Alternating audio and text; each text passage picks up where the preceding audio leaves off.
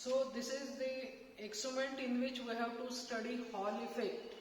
And Hall effect, the effect which is basically observed in conductors and semiconductors only, wherein charge carriers are available, Hall effect is observed there. So according to the statement of Hall effect, this way if you can see, when current carrying specimen, if this is the direction of current carrying specimen is placed in transverse magnetic field, then voltage is developed across the specimen and the direction of voltage developed is perpendicular to current as well as magnetic field. So this is Hall effect, and this is the experimental setup to study Hall effect. Using Hall effect in this lab manual you can see using Hall effect, we can determine the Hall coefficient of given semiconductor. We can find out the sign of majority carriers in the given semiconductor. That is, we can define either the semiconductor is of p-type or n-type. And thirdly, we can also find out the concentration of majority carriers in the given specimen. So actually all these things are applications of Hall effect, and those we are going to perform in this particular experiment, in which basically I will show you the semiconducting specimen. Okay, here you can see, I'll try to show you, this is the rectangular metallic strip which is our semiconducting specimen. I think I'll put a pen like pointer over here, and ohmic contacts of this specimen, they are taken out by conductive etching onto this strip. That is because we have to make the current to pass through semiconductor, then we have to measure the voltage developed across the semiconductor. For that reason, these are the ohmic contacts. You can see voltage and current is written. So therein we can connect our terminals and we can make the current to flow, or we can, what you can say, we can measure the voltage developed.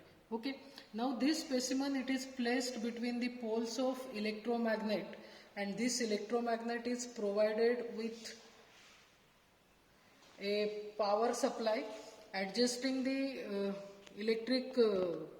you can say adjusting the voltage over here.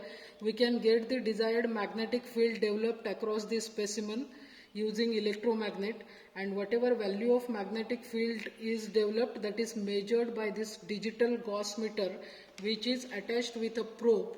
When this probe is inserted in the magnetic field this way, you can see this brown strip, this is probe, it's a sensor kind of thing, and when magnetic field lines are striking perpendicular to this probe, it measures the value of magnetic field developed across this specimen, and that is displayed on this digital Gauss meter.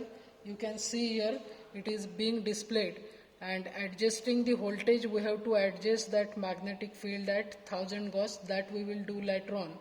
But you can see, as shown in this circuit diagram, across this specimen we are having current meter, we are having a power supply also to make the current to flow, and then voltage across that specimen we are measuring.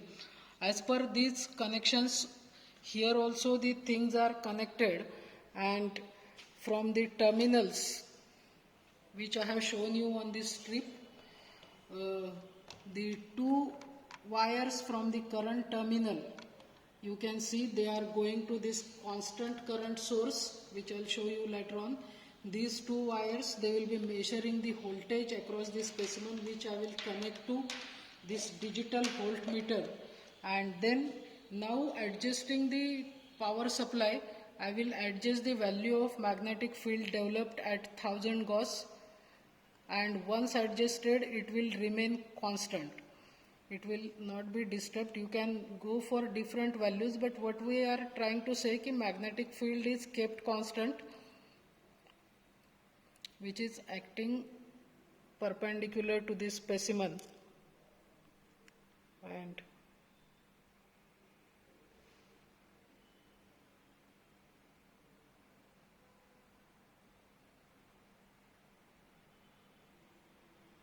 so this is 1000 Gauss.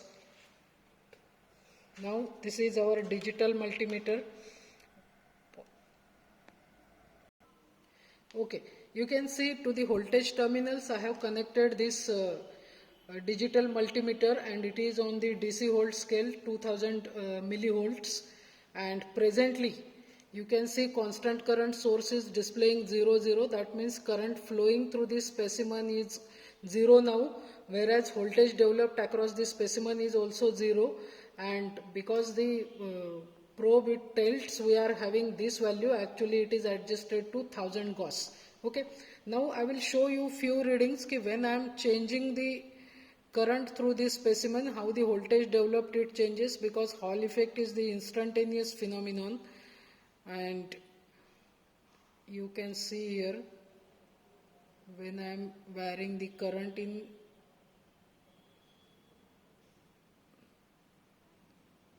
current meter, accordingly the voltage developed across this specimen is changing. And what we have to do in our observation table, we have to record 10 to 15 readings of current against voltage developed across this specimen.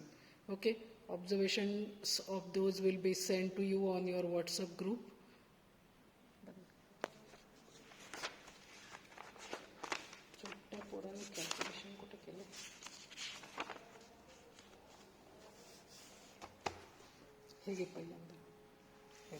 Calculation. Graph.